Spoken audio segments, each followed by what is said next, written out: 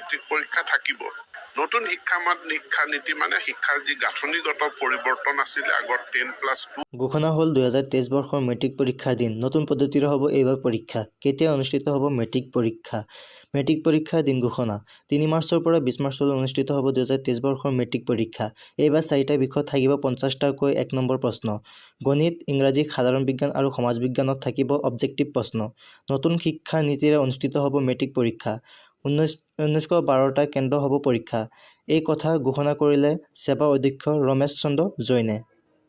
1 নম্বৰীয়া question answer কাৰণে এটা সুকীয়া পদ্ধতি আৰু থাকিব আৰু বাকিবিলাকৰ এনসাৰ কৰাৰ কাৰণে সুকীয়া পদ্ধতি থাকিব হয় এই অসম হাইস্কুল শিক্ষান্ত পৰীক্ষা 2023 বছৰ যেটো পৰীক্ষা হ'ব তাৰ আমি সময়সূচী মৰ্নিং শিফ্টতে আছে প্ৰথম দিনা এক্সাম ইংলিশ এক্সাম আৰম্ভ হ'ব 9 am to 12 noon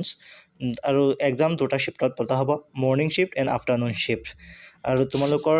এক্সাম শেষ হ'ব 20 মাৰ্চ 2023 অৰ্থাৎ সোমবাৰে আৰু তোমালোকৰ প্ৰত্যেক কুৱেশ্যনৰ আগত